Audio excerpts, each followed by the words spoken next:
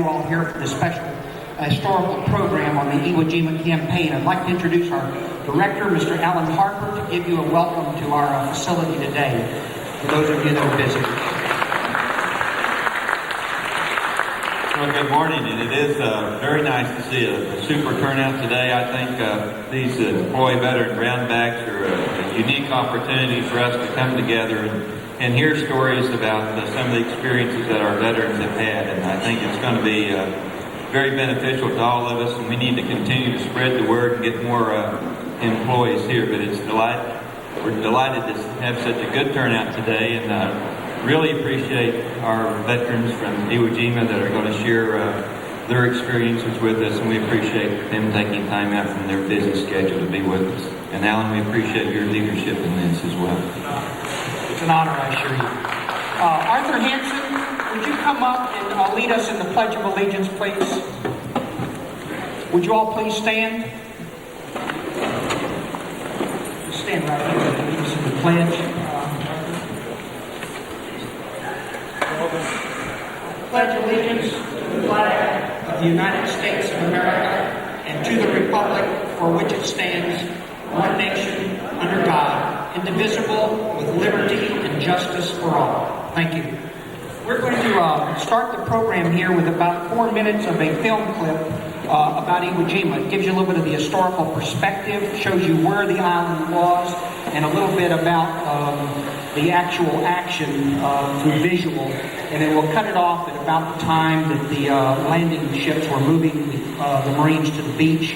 And then we'll introduce two of our specific speakers that we have. We have 3 additional Iwo Jima campaign participants in the audience. We'll introduce them, and they'll have a chance to answer any of the questions at the end. As far as the specific presentation, we'll just have the 2 gentlemen that we had planned on having for 6 minutes each.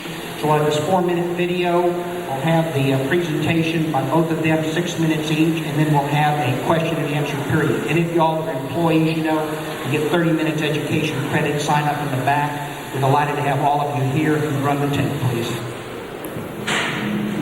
Wide stretches of water. But this is the Pacific as the Joint Chiefs of Staff view it. A battlefield, a vast fortress-studded plain on which key strongholds anchor a Japanese defense line guarding the heart of the homeland.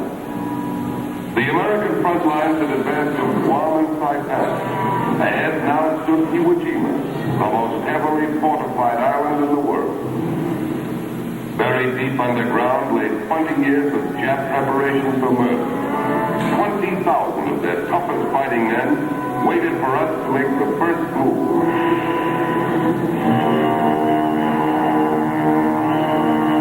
They don't have to wait long. The Navy begins to soften up the island so we can land.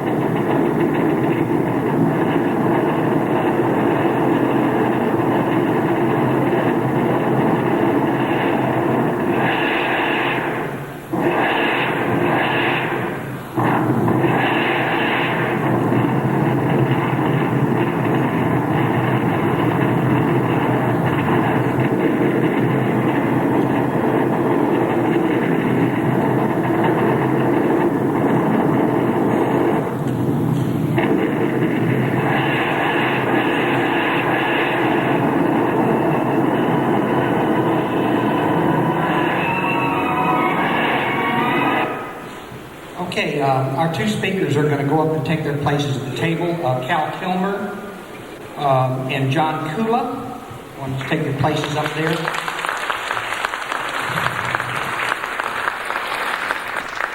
I'd like to have stand three more of our Iwo Jima campaign survivors that are in the audience also. Tiny Cloninger, would you please stand? Tiny was in the Navy and was a part of the beach party that went ashore 2 hours before the assault on the beach. Turn around, Tiny, so everybody can see you.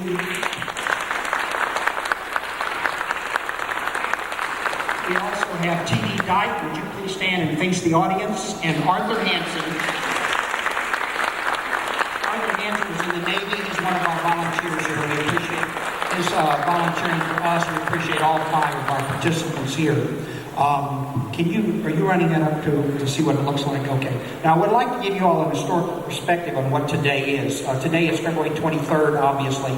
55 years ago today, in 1945, 4 days after this assault started, the famous picture was taken, but what was really more famous than that was the fact that the Marines captured Suribachi, which was the high point that you could barely see. I'm sorry that we have so much light here that you couldn't really get the effect of what was behind us here.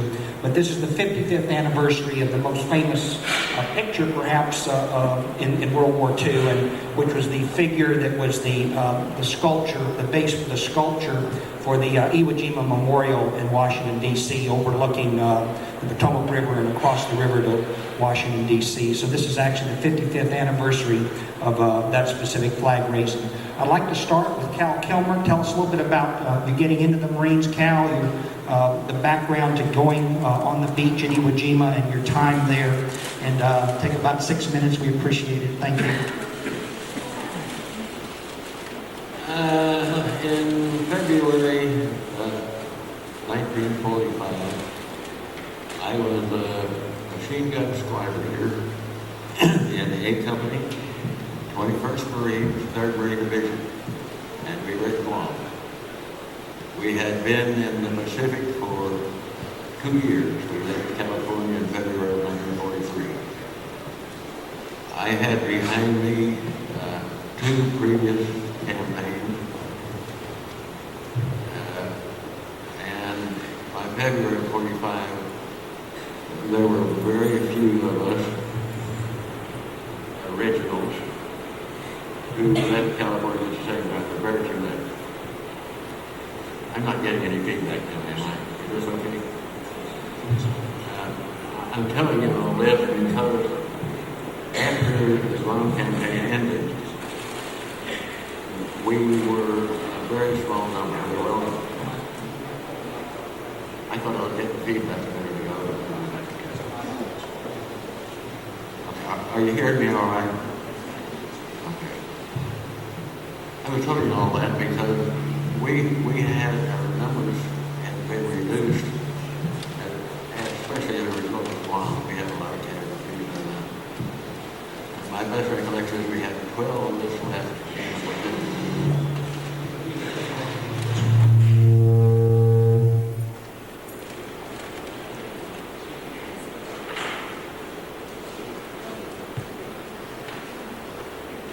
Okay, this is better, okay. Quickly, this is my track here. We had 2 replacement groups come in after Guam, and they brought us kids, 18, 19, like this guy. They were kids. They had no experience behind them. They had training, but they had no real combat experience. And I was nervous because we were preparing for campaign number 3. And where we were at Guam, we knew there were not many places between Guam and Japan, so we knew we were going to be very close to the bad guys. In preparing, they never did tell us the name of the place we were going. I believe they called this one X-ray. But they did show us something about what the island looked like and what they expected us to do. And I do know that they expected the campaign to take 3 days. And I don't know if you know it, but it took something like 5 weeks or something in that neighborhood before it was finished. Okay, we left Guam. The 3rd Division was going to be the floating reserve. 4th and 5th Division were going to make the initial landings on D-Day. By the way, there was more than one D-Day. They just, every invasion had what was called D-Day. The one in Europe was just one of them. And D-Day was going to be on February 19th. 4th and 5th Divisions were going to land side by side. The 4th were going to go in and hang a right and go north on the island. The 5th were going to go in, cross the island at the narrowest place. One regiment was going to head from Mount Suribachi and allegedly secure that right away. The other 2 regiments of the 5th were going to head north.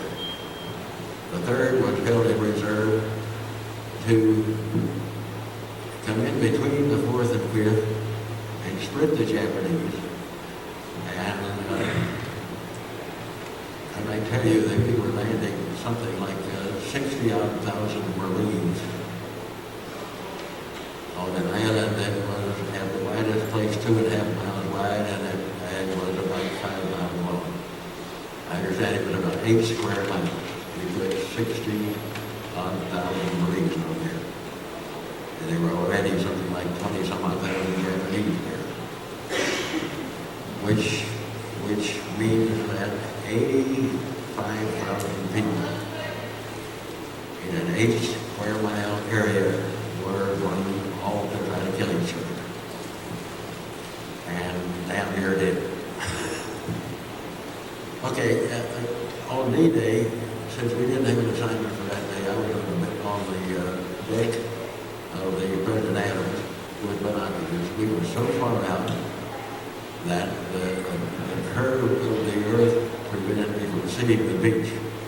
But I couldn't see the airstrip, or I could see the mountain, Mount Suribachi, and the airstrip. And it honestly looked like the island was coming apart. There were explosions everywhere following the initial shelling. I could see occasionally one of our Sherman tanks get up on the airstrip and go a very short distance before it blew up. Thank you. Put your head down. Hold up a little higher. Close your mouth. Close your mouth. I could have sworn I was hearing feedback. Maybe not. Okay. I did watch all day from the deck. And that afternoon on the ship, we were told we were going to be committed the next morning. We were out on deck very early, went down the nets. The sea was very choppy, the weather was rough. It was cooler. We had been in the tropics all this time. So cool as well, it was cooler than I remember because I know that we were wearing field jackets, which is like a land windbreaker. Going down the nets, the sea was so choppy, the boats were going up and down. I had no idea what the distance was, but it was a dangerous distance. We got in the boats finally. The boats get into the area where they just follow each other around awaiting the signal to land. And we did that. And we were following each other around and then hitting the diesel exhaust from the boats ahead. And we did this all day. And the radio guy on the boat we were on finally told the lieutenant they couldn't get us on the beach because of the debris and because of the rough sea. So they took us back to the ship. And we could not get up the net because everybody on the boat I was on had been seasick for about 2 or 3 hours from the pounding of those boats. And we couldn't get up the net, and they finally put the gangway down, put a couple of big Navy gorillas down there. And as the boat reached high enough, we jumped off, and these two big gorillas grabbed us, and we went up the ramp. So they also had some hot food, and nobody on the boat I was on except me was hungry. They just wanted to go lay down. And I did eat. I ate because my past experience is that you better eat it while you got it, and you may not get another meal. So we spent the night. Next morning, we're back in the boats, and we did half a day doing circles, and finally they said we're going in. And I remember we were out much further than I expected because it took a while. I remember passing a destroyer, and they were firing a fire mission on the right side, which would have been where the 4th Marine or the 4th Division was. And they were firing with the afterguns in the back of the ship. And the guns in the front. And as we came by, they were putting hoses on them to cool them down. And that's not the only outfit that was firing, but those we went right past them and on in. And when we got to the beach, it looked like a junkyard. There was debris everywhere. Not all of it was. Some of it was not metal. There was debris everywhere on the beach. I was surprised the beach was so much steeper than any I had seen before. And as soon as the ramp came down, I had to move up closer to the front. And I took off running. It was much steeper, and I ran maybe a couple of steps in that wet sand, and got out of the wet sand, and my feet started sinking into that coarse black, we call that sand, but really it's volcanic ash. Coarse black ash, we would run like hell and slide back. And finally got to where they were. I think you guys may remember, I think there was about 2 levels where it would level off a little bit, and then go up again and level off a little bit before it got to that first airstrip. We were not sent to our location that afternoon. They told us that they wanted us to wait and cross that airstrip in the morning in the dark before daylight. And well, that would have been a good plan if everybody would. At night in combat, it really ain't all that dark all the time. There will be some dark, but when shells are going off, it doesn't stay dark. We got up on the airstrip. Instead of crossing, we went down the long way, north. And the Japs were firing, I guess it was a 40 millimeter, it was an anti-aircraft gun, down the airfield William number 1 with airbursts. And we took an awful lot of casualties just walking down that paved highway before we got off where we were supposed to get off. I didn't lose any of my men. When we got off and went down the side, this airstrip was built up. Went down the side. I could see it in front of me. I'm guessing pretty much like 50 or maybe 100 yards of holes, of field had been bombed and shelled so much there were holes everywhere. You had to do like this to get to where I was going. And I was told by the gunnery sergeant to relieve the gun, and he pointed at it, and the gun was firing, a machine gun. He was up on what I would have called a sand dune, but they called it a ridge. It was actually white volcanic sand. I crawled up there and told the guy, I asked for the squad leader, and he's identified himself, and I said, we're here to relieve you. And he said, good. And he started grabbing for the gun. And I said, wait a minute. You're firing at something. Tell me at least what your targets are. So he pointed at them, and don't point at them, fire burst on each one, so I could see the hits, and he did. And I said, okay, now you watch me, I'm going to see if I'm on the target shooter. I fired a burst on each one and said, right on. Well, then I turned up the gun up with the gun, and let him snatch his gun and leave. We set our gun up, and I did the same thing with the gunner. Fired a burst on each one of these targets. By the way, these targets, he said they were pillboxes. To me, they looked like brush piles. The Japanese were very good at hiding everything. You got to know. Anyway, we set the gun up. I did the same thing with the gunner, identified the targets.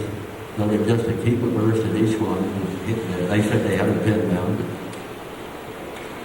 The sand at Iwo Jima was so coarse that if you dug a hole, it didn't take long before it was just an inverted cone where the sand kept sliding down. And if you were there long enough, pretty soon you'd be up on ground level.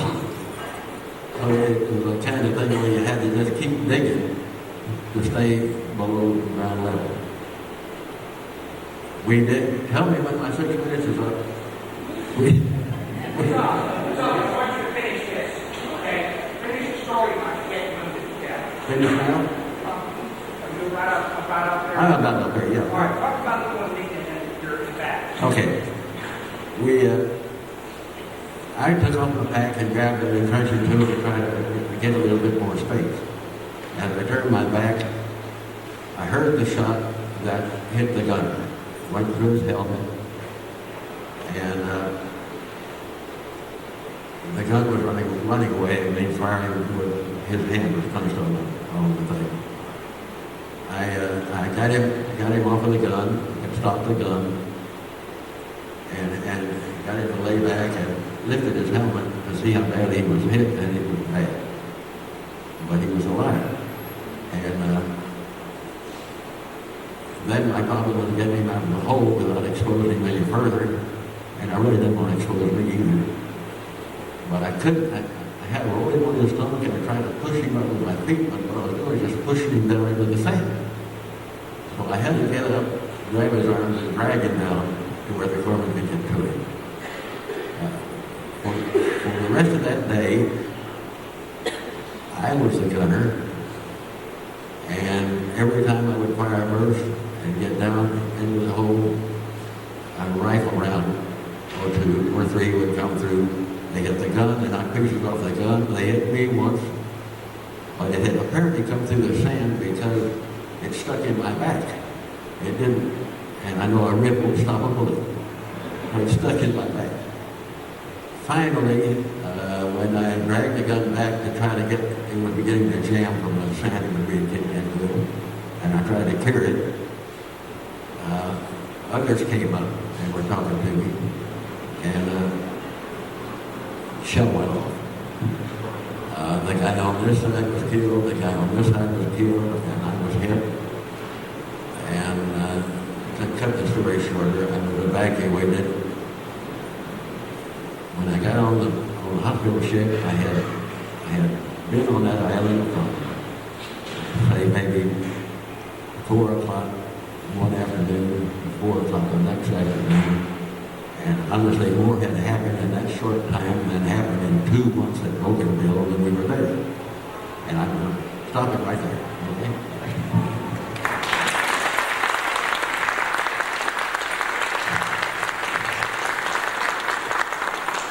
Before I introduce our next speaker, I do want to be sure that I do not miss, in the heat of this presentation here, introducing our guests from T.W. Brown Middle School. Would all our students stand that are visiting us from the 7th and 8th grade class of Cynthia Hawthorne's class there? Cynthia, would you stand? Thank you very much for bringing the student. Will all you students stand? We'd like to give you a hand. Thank you. Thank you for coming. Now, you can read history books and you can read the basics of what Iwo Jima all was, all right? The war, in perspective, started in 1941 when the Japanese attacked Pearl Harbor. So from 42 to 43, from 44, we had the strategy of moving ourselves toward Japan. Iwo Jima was one of the last islands in what was called the Island Hopping Campaign. So in February of 45, we were getting close to the homeland of Japan. And one of the things that, of course, that we were concerned about and scared about is that we would lose a lot of men by having to actually attack the island of Japan. Okay, but this was the last spot there. Now, once again, you can read your history books and read a little bit about Iwo Jima, about World War II, but you can read those stories in a chapter. But obviously, what you're hearing here is firsthand accounts. The living and the breathing and the smelling and the tasting and what it was like firsthand. For you students, I can assure you, it will be very seldom in your life that you will ever be able to hear a firsthand account of somebody that's been to war for this country and has done what they did. So we appreciate very much you all being here, and you're really a part of history by being able to be here and hear these gentlemen who are veterans of our country and speak about their personal experiences. Our second speaker is John Kula, who is also a participant in the Iwo Jima campaign.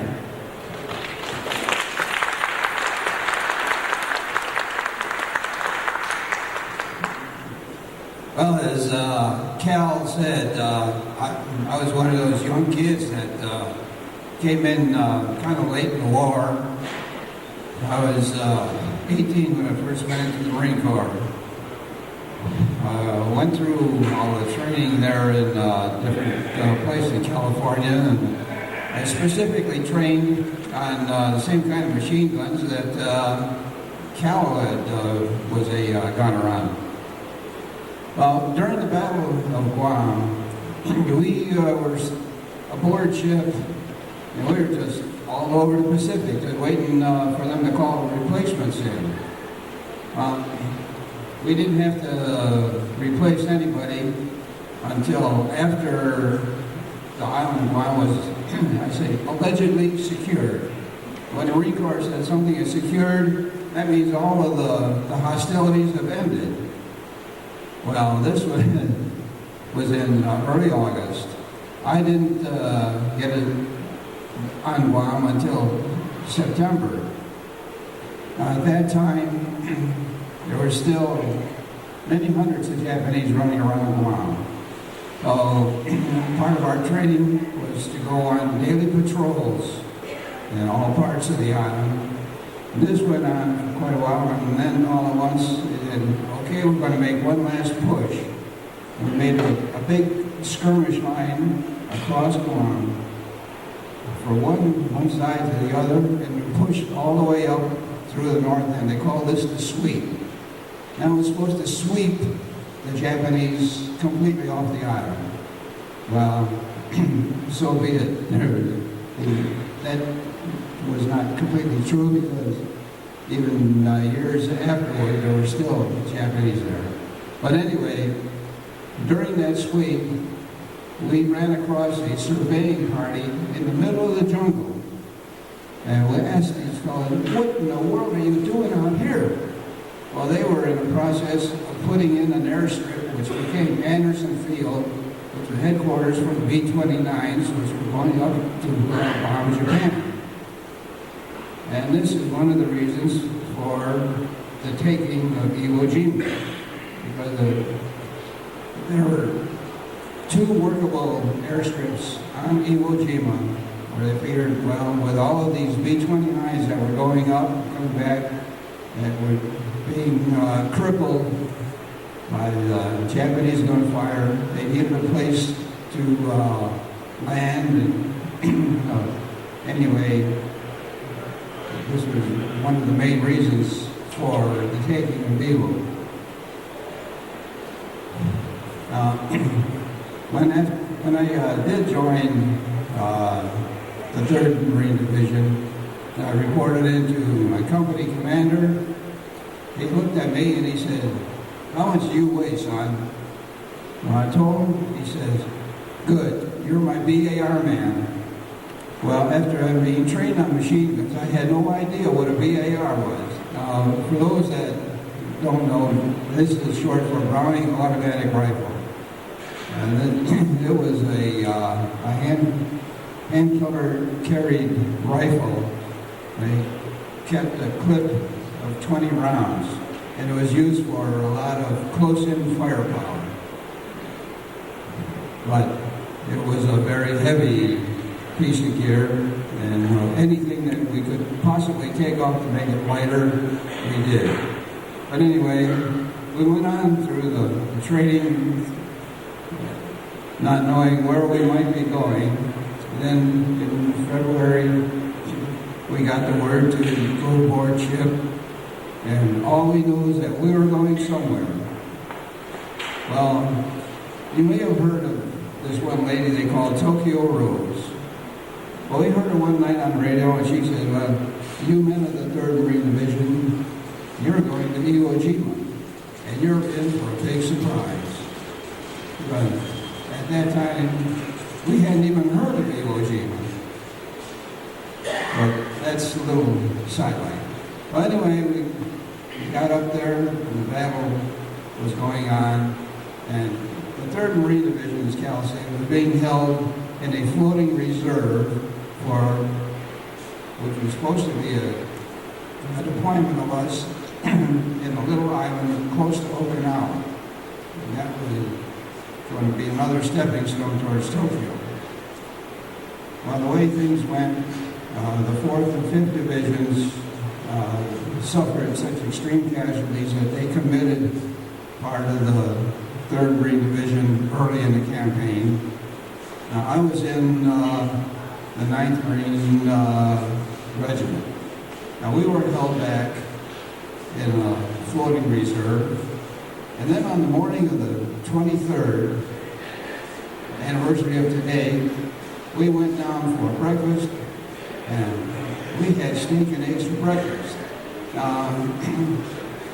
It got to be a tradition in the Marine Corps. If you had steak and eggs for breakfast, that was the morning that you were going to land for an invasion. Well, we all were anticipating this, but for some reason, they called it off that day. It wasn't until the 24th we went down. For breakfast that day, we had cornbread and beans. Well, then we got the word that all Marines to the nets. And we had the same kind of problem that Cal's group did, because the sea was running very high. And we were coming down these rope ladders, trying to get into the little landing boats. We'd have to wait until they rose up on a wave, and then we could jump the last little bit from the bottom of the rope ladder into the landing boat. And then after these little landing boats were full, we took off for the beach, where we transferred again from this little landing craft into a beached LST, which was short for landing ship tank. And this was a big landing craft. And again, to get to the rope ladder, we had to wait for the little landing craft to rise up on waves. We climbed into this LST, and then when there was enough in there, they would drop this big ramp, and then we hit this beach. Well, after training on beaches in California with the kind of sand there is, we thought, well, this is one the same thing, but Cal was telling you about this volcanic ash where you just sunk in there, and we passed your ankles, and there is no way you could run. You had a hard enough time even walking. Well, we finally got ashore, and we moved up to a little place where they were just going to keep us until we were going to replace part of the 4th Division that was up on the front lines. We were called up, and the way it was, the 3rd Battalion of the 9th Marines, which I was in, we were going to be a reserve battalion. The 1st and 2nd battalions were the ones that were right up on the front, and we were going to fill in wherever they needed us. We just kind of stayed in the background while there's all this activity going on, all these shells and everything. For a young, still wet behind the ear kid, mind-boggling. But anyway, a little side note, we were able to see Old Glory flying on top of Suribachi from the ship that we were on. And I tell you, that was a great sight. And it kind of boosted everybody's morale. But anyway, back to the island, we got up to the point where we were right at the edge of what they call Moyatama number 2, which is the second airstrip. And we were getting ready to go into a attack across the airstrip, try to drive the Japanese out of the other side. And they brought in a bunch of tanks that were going to spearhead this attack. Well, it didn't take the Japanese very long. They knocked out every tank.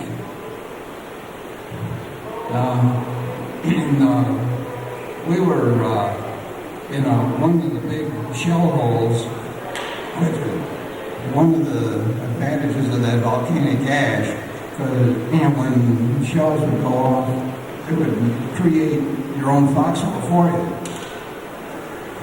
Well, while we were in there, one of the tank crews, there were only a couple of the fellows that got out alive, came flying across the airstrip, and we had opened up, given them covering fire, and they just made a flying leap. And they got close to us and it landed right in our foxholes with us. And then they went on further to the rear as soon as it was clear enough. But anyway, while we were there waiting to jump off into the attack, during some of the barrage is when some of the shrapnel from one of the shells got me in the arm, and I was sent back to what they call the aid station, where the doctor further sent me back to one of the hospital ships. And whatever happened after the 27th it was all history to me, because I had no more recollection of it. But anyway, the group that I was in, we had 35 members of our company. Out of the 35, we had 18 killed. We had 2 fellows that came out without a scratch. Everybody else was wounded in some way or another. And that's a pretty high percentage.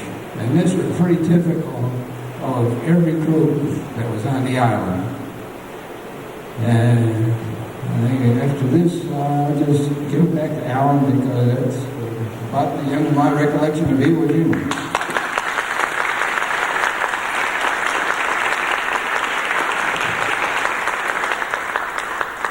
I really thank these gentlemen for coming publicly and talking about this. I know when I talk about my own wounding in Vietnam, it's really tough emotionally on me, and I know it's tough on these men to tell these stories, but it's historical, and it's done to make sure that people understand the sacrifices of the veterans of this land.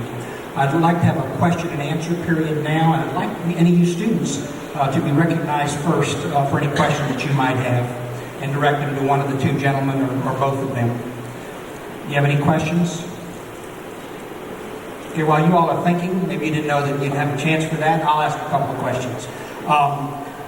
Cal, I believe you said that you never really, in that time you were on the beach, did you ever see an actual enemy? Never saw a live Jap in that short time I was there. I bet I fired, I don't know, 2,000 rounds of that machine gun at places and things, but if I was hitting any people, I didn't know it. What I didn't know is that they were all underground. And the guy that was shooting at me could have been one of many that were shooting at me. And I might have hit a bunch of them, but I never knew it. You have anything to add, John, to that? No, the only live Jap Marine or soldier that I ever saw was on Guam. I can't say truthfully I ever saw a live one on Iwo at all. Well, that's kind of the way that island campaign went. It wasn't open lines by any stretch of the imagination. At the beginning of that video, it shows the underground fortifications. The Japanese have been working on that for years and years and years. They knew this was kind of their last line of defense. Once the Americans took that island, it was going to be within striking distance of Japan for bombing, and also bombers that went to Japan. Strategically, this was a place that they were disabled or whatever, or were running out of fuel, they could land back at Iwo Jima. So the sacrifices on Iwo Jima had a lot to do with finishing the war up, and also saved a lot of American flyers who were able to bring their bombers and back to that island to land. Any of you young people come up with a question yet? Yes, stand up. Say your name. Come on, stand up, say your name, give us your question. My name is Blake, and I was asking.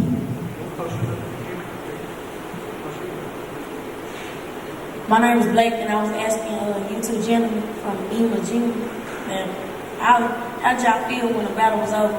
Not when the battle was over, when y'all had left the island. Did y'all want to go back and fight, or was y'all glad to leave? Did you get that? Use that mic there, Cal. Y'all just share that one. My problem is I need to come out here and get hearing aids. Okay, let me repeat the question.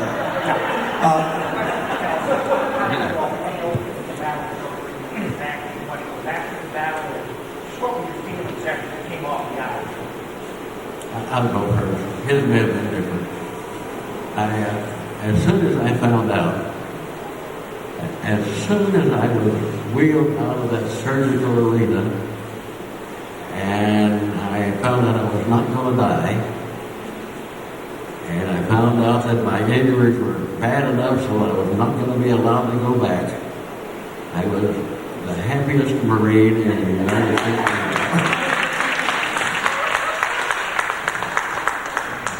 I second that. I was fortunate enough that the wounds I received were not life-threatening. They were just bad enough to get me evacuated off the island.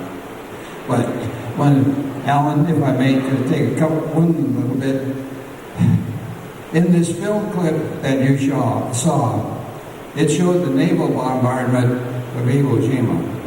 They did not say anything about the aerial bombardment that went on prior to that. Iwo Jima had been bombed from the air for something like 69 straight days.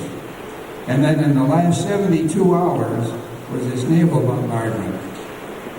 In all of that, we heard later that they estimated there was no more than 10% damage done to the fortifications on Iwo Jima, which shows you how well that the Japs had been dug in. Okay, any other questions from our students? Anyone in the audience have a question? If you'd like to ask our guests? Yes. Come up here, please. Oh, I'm sorry. Come on here while you're here. Give us your name and your question, please. My name is Arthur Hansen, and I would like to ask what was the total number of casualties suffered at Iwo Jima? The question is, what was the total number of casualties? Are you aware of this historical record? The total number of casualties on the island? Yeah, I can only tell you that it's my understanding from the history of my division that of the 85,000 people that tried to kill each other there, 40 some odd thousand were casualties, and I think the Japs lost 20,000 people dead, and I think we lost around 5,000 or 6,000 dead. Anything to add to that, John? Do any of you all have anything to add to that historically? Do you have any additional, different information? Marines, yes. Now, I understand that there is a cemetery on the island. Is that correct? American cemetery. Now, the island has gone back to the Japanese, I understand, under their control. But do we maintain the cemetery, or do the Japanese maintain it for us? Do you know? Okay. But there, in the end of this film clip, there's an indication of the different crosses on the island where we had our burial grounds. But apparently a lot of our people, of the 5,000 Marines who were killed there, remained on the island and were buried on the island. Any other questions? Arthur, you have a question? Come up to this mic here, please. I don't have a question, but I do want... Come on up to the mic and make your statement, please. I don't have a question, but I do want to say this. It's talking about the Marine that was murdered over there. The last few days before the island was secured, they had bulldozers in there digging a trench about 50 feet long and about 5 foot deep straight down. And you can see the bodies out there that they had accumulated and stacked up like cardboard, one right on top of the other, the whole length of that tunnel that they had built over there. And then on Sunday morning, the bulldozers came over there and pushed the whole thing back in down that hole down there. Of course, the chaplains had been there and taken off the ID tags, left one ID tag on the body, because after the war was over, the United States went back over there and picked up a lot of those bodies over there. So that was something that a lot of people don't know anything about. But I was there, I know, out on the boat, just about 4 minutes out the Lancaster, looking through the pair of binoculars to see what was going on. And they had 2 lines of those bodies stacked up, the two lines dug down in the ground, about 7 foot deep, as I say. And they were pushing those bodies down the hole, covering them up. Thank you, Arthur. Now, I want to say a couple things, especially to young people at this point. Now, we're 55 years after the war, okay? The fact is that when we, as young people, have to get revved up to go off to war for whatever cause it was, they are Japs, they are Gooks, they are the Hun, whatever the case may be as far as the enemy, okay? It is the young people that go and fight the wars. It's the 18-year-olds, the 22-year-olds, 17-year-olds in some cases have to go fight the war, okay? Years later, you know, we become friends, okay? And we are trading partners with Japan and Germany, and we help rebuild those nations. So I want you to understand that. But when we go off to war, they are the enemy. They have to be the enemy because we have a job to do. And thank the good Lord, usually we're able to get back to where we become friends as nations, and whatever was the purposes that originally caused the war are kind of back in history, okay? But we have to get back and heal and have peace again. That's the first thing I want to say. Second thing I want to say is war is not pretty, folks, okay? And just as those of you that may have seen Saving Private Ryan and a few others, it's very graphic. And what these men have been telling you about, and what Arthur just mentioned, is very graphically what war is about and what the aftermath is war about. And we didn't bring you here to entertain you, okay? And we brought you here to tell you the truth. And part of knowing the truth is that you will have an appreciation for the sacrifices of our veterans that have had to go to war through the years. Any other question? Yes? I appreciate the candor and the fascinating descriptions you gave of the experiences you had at Iwo Jima. I do talk to a lot of veterans, and I know there's a number of veterans who won't talk about their experiences in wartime. They are, particularly those from the Vietnam era. And it seems to me you're very comfortable discussing these things, and I'm wondering why some veterans aren't willing to talk about their experiences in war and what separates you two from that group. Thank you. Well, speaking for myself, I really don't know what the difference is. It took me a long time before I was ready to talk much about it at all, because it was an indelible memory, and I had lost so many good friends that even though I was only with them for a short time, there's a certain camaraderie that builds up between fellows that are together. And when there's so many of them that you knew not coming back, it was just something you couldn't wipe out, and I just tried to forget it as best I could. And it wasn't until years later that I was able to even talk about it to anybody.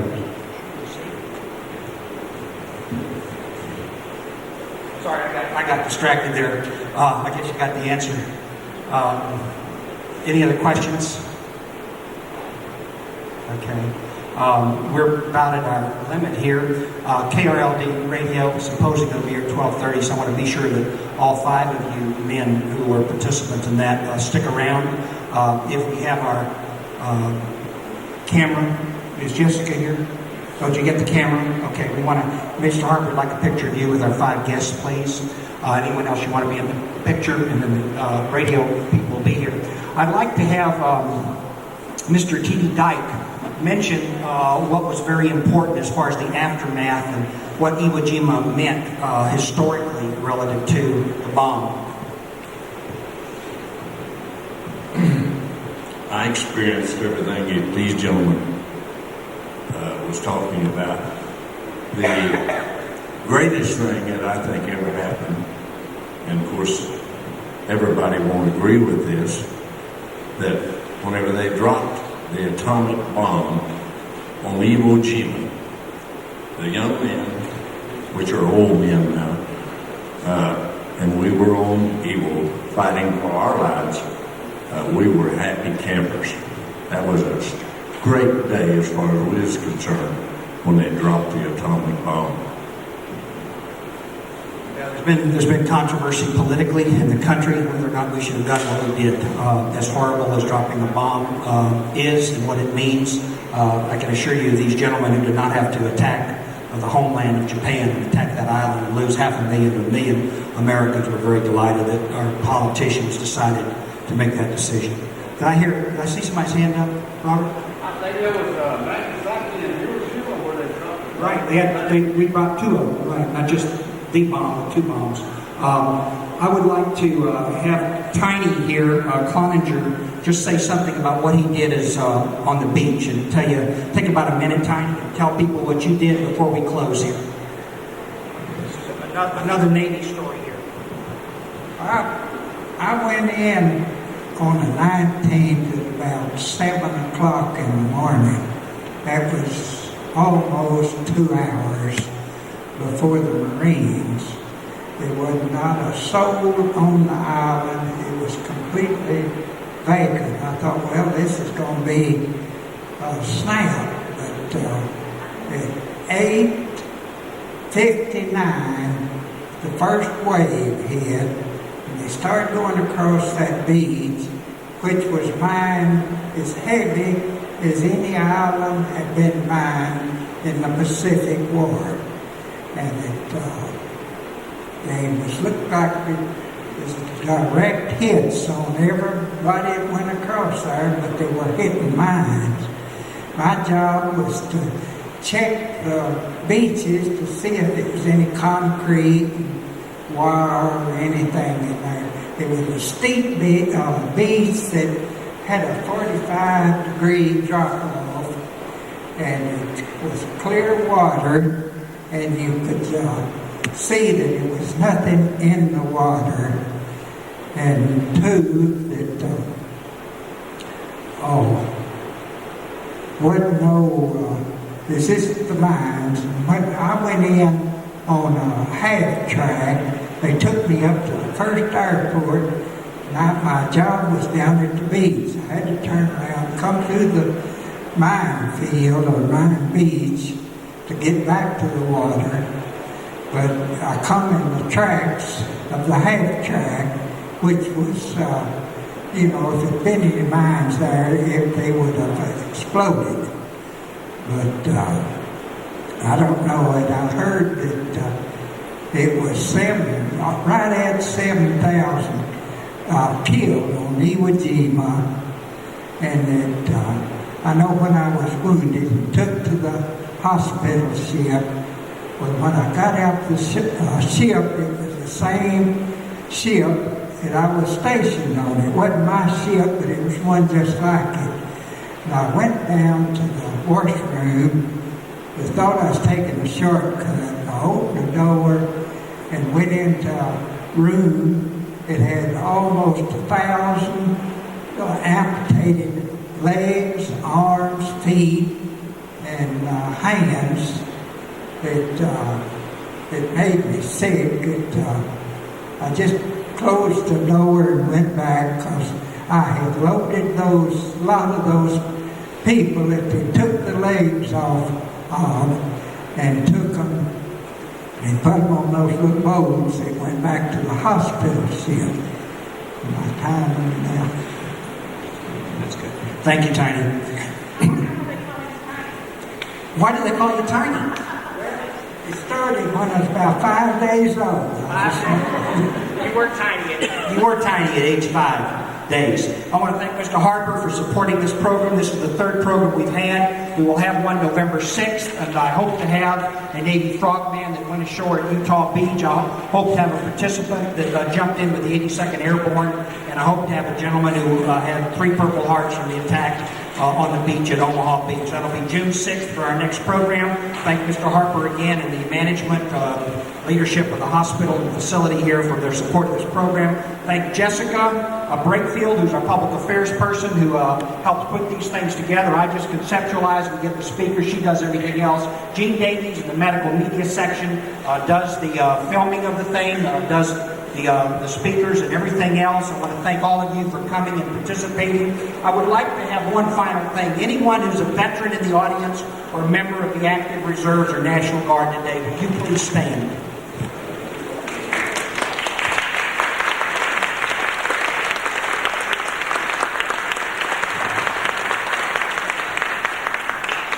That concludes our program today. Thank you very much for coming. You students are more than welcome to come up and introduce yourselves.